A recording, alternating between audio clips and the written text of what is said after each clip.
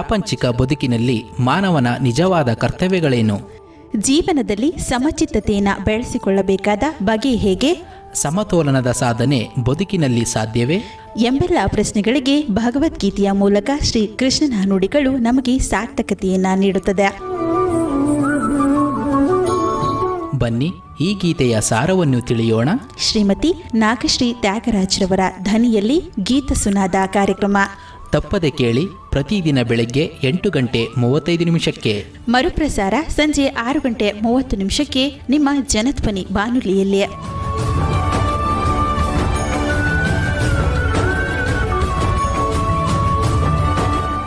ಶ್ರೀಕೃಷ್ಣಾಯ ನಮಃ. ಸಮಸ್ತ ಜನಧ್ವನಿ ಕೇಳುಗರಿಗೆ ನಮಸ್ಕಾರ. ಇಂದಿನ ಗೀತಾ ಸುನಾದದ ಕಾರ್ಯಕ್ರಮಕ್ಕೆ ತಮ್ಮೆಲ್ಲರಿಗೂ ಆತ್ಮೀಯವಾದಂಥ ಸ್ವಾಗತ. ಈ ದಿನ ನಾವು ಭಗವದ್ಗೀತೆಯ ಮೊದಲ ಅಧ್ಯಾಯದಲ್ಲಿರುವಂತಹ ಅರ್ಜುನ ವಿಷಾದ ಯೋಗದಲ್ಲಿಯ 17ನೆಯ ಶ್ಲೋಕ, 18ನೆಯ ಶ್ಲೋಕ ಮತ್ತು 19ನೆಯ ಶ್ಲೋಕದ ಬಗ್ಗೆ ತಿಳಿದುಕೊಳ್ಳೋಣ. ಈ ಹಿಂದಿನ ಶ್ಲೋಕದಲ್ಲಿ ಕೌರವರು ಯುದ್ಧ ಸಿದ್ಧತೆಗಾಗಿ ಮತ್ತು ಯುದ್ಧಕ್ಕೆ ನಾವು ಆರಂಭಿಸಿದ್ದೇವೆ, ಅದಕ್ಕೆ ನಾವು ಸಿದ್ಧರಾಗಿದ್ದೇವೆ ಅಂತ ಹೇಳಿ ಭೀಷ್ಮ ಶಂಖನಾದವನ್ನ ಹೊಮ್ಮಿಸುವುದರ ಮೂಲಕ ಆ ಸೂಚನೆಯನ್ನ ಕೊಡ್ತಾ ಇದ್ದಾರೆ.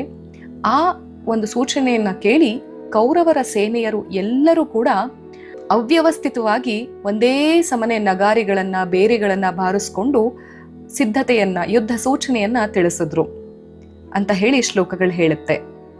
ಆ ನಂತರ ಪಾಂಡವರು ಕೂಡ ಹೇಗೆ ಯುದ್ಧನಾದವನ್ನ ಮಾಡಿದ್ರು ಅನ್ನೋದು ತಿಳಿಸುತ್ತೆ 14, 15 ಮತ್ತು 16ನೇ ಶ್ಲೋಕ.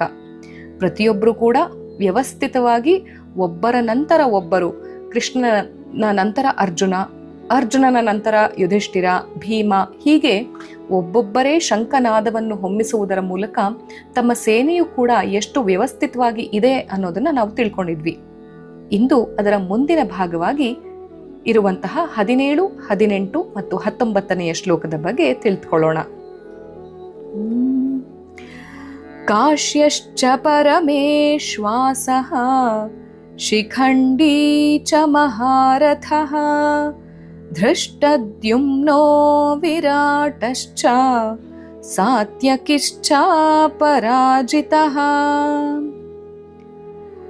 ಈ ಒಂದು ಶ್ಲೋಕದಲ್ಲಿ ಒಳ್ಳೆಯ ಬಿಲ್ಲುಗಾರನಾದ ಕಾಶಿರಾಜನು, 11,000 ಬಿಲ್ಲುಗಾರರ ಅಧಿಪತಿಯಾದ ಶಿಖಂಡಿಯು, ಅಂತೆ ದೃಷ್ಟದ್ಯುಮ್ನ ಮತ್ತು ವಿರಾಟ, ಇದರ ಜೊತೆಯಲ್ಲಿ ಯಾರಿಗೂ ಸೋಲದ ಸಾತ್ಯಕಿ ಎಂಬ ರಾಜರು ತಮ್ಮ ಶಂಖವನ್ನು ಮೊಳಗಿಸಿದರು ಎಂಬ ಮಾತನ್ನ ಸಂಜಯ ಇಲ್ಲಿ ಧೃತರಾಷ್ಟ್ರನಿಗೆ ತಿಳಿಸ್ತಾ ಇದ್ದಾನೆ.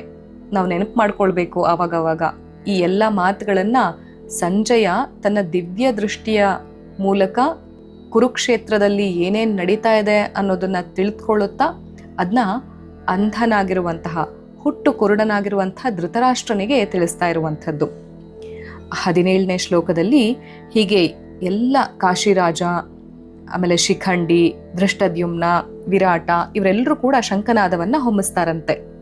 18ನೇ ಶ್ಲೋಕ, ದ್ರುಪದೋ ದ್ರೌಪದೇಯಾಶ್ಚ ಸರ್ವಶಃ ಪೃಥಿವೀಪತೆ ಸೌಭದ್ರಶ್ಚ ಮಹಾಬಾಹುಃ ಶಂಖಾನ್ ದದ್ಮುಃ ಪೃಥಕ್ ಪೃಥಕ್.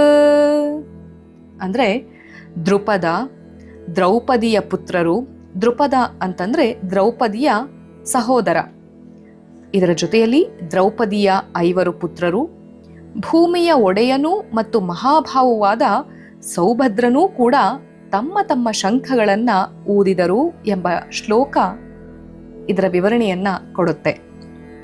ಈ 17 ಮತ್ತು 18ನೆಯ ಶ್ಲೋಕ, 2 ಶ್ಲೋಕಗಳಲ್ಲಿ ಪಾಂಡವರ ಕಡೆ ಇರುವಂಥ ಶ್ರೇಷ್ಠವಾದಂತಹ ಮಹಾರಥರು, ಸೈನ್ಯದ ವಿಭಾಗಾಧಿಕಾರಿಗಳು ಅತಿ ಉತ್ಸಾಹದಿಂದ ತಮ್ಮ ತಮ್ಮ ಶಂಖಗಳನ್ನು ಊದಿದರು ಎಂಬುದನ್ನ ವಿವರಿಸಲಾಗಿದೆ. ಮಹಾಭಾರತದ ಯುದ್ಧದಲ್ಲಿ ಕೊನೆಗೆ ಭೀಷ್ಮನನ್ನು ಕೆಳಗುರುಳಿಸಿದಂತಹ ಬಾಣವು ಶಿಖಂಡಿಯಿಂದ ಬಂದಿತ್ತು. ಶಿಖಂಡಿಯೇ ಭೀಷ್ಮನನ್ನ ಕೊನೆಯಲ್ಲಿ ಹೊಡೆದುರುಳಿಸುವುದು. ಇನ್ನು ಸಾತ್ಯಕಿ ಇದ್ದಾರಲ್ಲ, ಈತ ಕೃಷ್ಣನ ಸಾರಥಿ. ಕೃಷ್ಣನ ಸಾರಥಿಯ ಹೆಸರು ಸಾತ್ಯಕಿ ಅಂತ ಹೇಳಿ. ಹೀಗೆ ಪಾಂಡವರ ಕಡೆ ಇರುವಂಥ ಎಲ್ಲ ರಥರು, ಅಧಿರಥರು, ಮಹಾರಥರು ಎಲ್ಲರೂ ಕೂಡ ವ್ಯವಸ್ಥಿತವಾಗಿ ಒಂದು ರೀತಿಯಲ್ಲಿ ಕ್ರಮವಾಗಿ ಜೋಡಿಸಲ್ಪಟ್ಟಂತೆ ನಿಂತಿದ್ದಾರೆ ಕುರುಕ್ಷೇತ್ರದಲ್ಲಿ. ಇದು ಏನನ್ನ ಸೂಚಿಸುತ್ತೆ ಅಂತೇಳಂದ್ರೆ, ಯುದ್ಧಕ್ಕೆ ಬರುವ ಮುನ್ನ ಇವರು ಸಾಕಷ್ಟು ಸಿದ್ಧತೆಗಳನ್ನು ನಡೆಸಿ ಬೇಕಾಗಿರುವಂಥ ಎಲ್ಲ ಕ್ರಮಗಳನ್ನೂ ಕೂಡ ನಿರ್ವಹಿಸಿ ಅದಕ್ಕೆ ಬೌದ್ಧಿಕವಾಗಿ ಮತ್ತು ದೈಹಿಕವಾಗಿ ಎರಡೂ ಪ್ರಮಾಣವಾಗಿ ಅವರು ಸಿದ್ಧ ಆಗಿದ್ದಾರೆ ಅನ್ನುವಂಥ ಒಂದು ಸೂಚನೆಯನ್ನ ಈ ಎಲ್ಲ ಕಾರ್ಯಗಳು ನಮಗೆ ನೀಡ್ತಾ ಇದ್ದಾವೆ. ಇನ್ನು 19ನೇ ಶ್ಲೋಕ ಏನ್ ಹೇಳುತ್ತೆ ನೋಡೋಣ ಬನ್ನಿ. ಸಘೋಷೋಧಾರ್ತರಾಷ್ಟ್ರಾಣಾಂ ಹೃದಯಾನಿ ವ್ಯದಾರಯತ್ ನಭಶ್ಚ ಪೃಥಿವೀಂ ಚೈವ ತುಮುಲೋ ವ್ಯನುನಾದಯನ್. ಸಂಜಯನು ಧೃತರಾಷ್ಟ್ರನಿಗೆ ವರದಿಯನ್ನು ಒಪ್ಪಿಸುತ್ತಿದ್ದಾನೆ. ಈ ಮಹಾಭಯಂಕರ ಶಂಖನಾದಗಳು ಕೌರವರ ಹೃದಯವನ್ನು ಸೀಳುವಂತಿತ್ತು. ಇದರ ಜೊತೆಯಲ್ಲಿ ಸ್ವರ್ಗವನ್ನೂ ಭೂಮಿಯನ್ನೂ ಎರಡೂ ಕಡೆ ವ್ಯಾಪಿಸಿ ಮಾರ್ದನಿಗೈಯುತ್ತಿತ್ತು ಎಂದು ಇಂಚರದ ದನಿಯನ್ನ ಇಲ್ಲಿ ತಿಳಿಸಲಾಗಿದೆ. 14ನೆಯ ಶ್ಲೋಕದ ನಂತರ ಪಾಂಡವರ ಸೈನ್ಯದ ವಿಪುಲ ವಿವರಣೆಯನ್ನ ಇಲ್ಲಿ ಸಂಜಯ ಕೊಡ್ತಾ ಇದ್ದಾನೆ. ಮತ್ತು ಇದು ಪಾಂಡವರ ಸೇನೆಯ ಶ್ರೇಷ್ಠತೆಯೂ ಹೌದು. ಈ ಶ್ರೇಷ್ಠತೆ ಧೃತರಾಷ್ಟ್ರನ ಮನಸ್ಸಿಗೆ ಚೆನ್ನಾಗಿ ಅರ್ಥ ಆಗಬೇಕು ಅನ್ನೋ ಒಂದು ನಿಟ್ಟಿನಲ್ಲಿಯೂ ಕೂಡ ಸಂಜಯ ಇದನ್ನ ತಿಳಿಸುವಂಥ ಒಂದು ಶ್ರಮವನ್ನ ತಗೊಳ್ತಾ ಇದ್ದಾನೆ.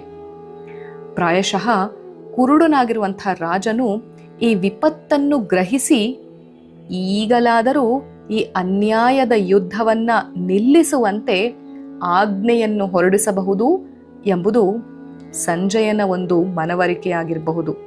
ಆದರೆ ಏನೇ ಮಾಡಲಿ, ಧೃತರಾಷ್ಟ್ರನು ಕೇವಲ ಹೊರಗಣ್ಣಿನಿಂದ ಕುರುಡಾಗಿದ್ದರೆ ಇಷ್ಟು ಹೊತ್ತಿಗೆ ಅಂತರಂಗದ ಕಣ್ಣು ಒಂದು ಒಳ್ಳೆಯ ಅರಿವಿನ ಪ್ರಪಂಚವನ್ನ ತೆರೆದುಕೊಡ್ತಾ ಇತ್ತು. ಆದರೆ ಧೃತರಾಷ್ಟ್ರನಿಗೆ ಮೇಲ್ಮೈನ ಒಂದು ಕಣ್ಣಿನ ಕುರುಡು ಮಾತ್ರವಲ್ಲ, ಅಂತರಂಗದ ಕಣ್ಣು ಕೂಡ ಮುಚ್ಚಿ ಹೋಗಿದೆ. ಹಾಗಾಗಿ ಯಾವುದೇ ಅನ್ಯಾಯಗಳು, ಯಾವುದೇ ಅಧರ್ಮಗಳು ಮತ್ತು ಯಾವುದೇ ಅಸತ್ಯಗಳು ಅವನ ಮುಂದೆ ಕಾಣ್ತಾ ಇಲ್ಲ. ತನ್ನ ಪುತ್ರ ವ್ಯಾಮೋಹದಿಂದಾಗಿ ಆತ ಏನೇ ಮಾಡಿದ್ರೂ ಕೂಡ ಆತನಿಗೆಲ್ಲ ಅದು ಸರಿ ಅಂತ ಅನ್ನಿಸ್ತಾ ಇದೆ. ಯಾವಾಗಲೂ ಕೂಡ ನಾವು ಹೊರಗಿನ ಪ್ರಪಂಚಕ್ಕೆ ಮಾತ್ರ ತೆರೆದುಕೊಳ್ಳದೆ ಒಳಗಿನ ಪ್ರಪಂಚಕ್ಕೆ ಕೂಡ ತೆರೆದುಕೊಳ್ಬೇಕಾಗಿರುವಂಥದ್ದು ಇಂದಿನ ಅಗತ್ಯ. ರಾಮಬಾಣದಲ್ಲಿ ಒಂದು ಪ್ರಶ್ನೆ ಬರುತ್ತೆ, ಕಣ್ಣಿಗೂ ಮತ್ತು ಕಣ್ಣೀರಿಗೂ ಏನು ವ್ಯತ್ಯಾಸ ಅಂತ. ಇಂಥ ಒಂದು ಪ್ರಶ್ನೆ ಕೇಳಿದಾಗ ಎಂಥ ಒಂದು ಅಪರೂಪದ ಉತ್ತರ ಇದೆ ನೋಡಿ. ಕಣ್ಣಿಗೂ ಮತ್ತು ಕಣ್ಣೀರಿಗೂ ಇಷ್ಟೇ ಸ್ವಾಮಿ ವ್ಯತ್ಯಾಸ. ಕಣ್ಣಿಗೆ ಹೊರ ಪ್ರಪಂಚ ಗೊತ್ತು, ಆದರೆ ಕಣ್ಣೀರಿಗೆ ಒಳ ಪ್ರಪಂಚ ಗೊತ್ತು. ನಮಗೆ ಮುಖ್ಯವಾಗಿ ಇರಬೇಕಾಗಿರುವಂಥದ್ದು ಹೊರ ಪ್ರಪಂಚದ ಅರಿವಿನ ಜೊತೆಗೆ ಅತ್ಯಂತ ಮುಖ್ಯವಾಗಿ ಬೇಕಾಗಿರುವಂಥದ್ದು ಒಳ ಪ್ರಪಂಚದ ಅರಿವು. ಯಾವಾಗ ನಮ್ಮೊಳಗಿನ ಪ್ರಪಂಚವನ್ನು ನಾವು ಅರಿತುಕೊಳ್ಳುತ್ತೇವೆಯೋ ಆಗ ಮಾತ್ರ ಹೊರ ಪ್ರಪಂಚದ ವಿಶಾಲತೆಯನ್ನ, ವಿಸ್ತಾರತೆಯನ್ನ ಬುದ್ಧಿವಂತಿಕೆಯೊಂದಿಗೆ ಗ್ರಹಿಸಲಿಕ್ಕೆ ಸಾಧ್ಯ. ಅಂಥ ಒಂದು ಜಾಣ್ಮೆ ನಮ್ಮಲ್ಲಿ ಬರಲಿ ಅಂತಲೇ ಈ ಒಂದು ದಿನದ ಶ್ಲೋಕದ ತಾತ್ಪರ್ಯ ಕೂಡ ಹೇಳ್ತಾ ಇದೆ. ಇದಕ್ಕೆ ಮುದ್ದುರಾಮ ಏನ್ ಹೇಳ್ತಿದ್ದಾನೆ ಕೇಳೋಣ ಬನ್ನಿ.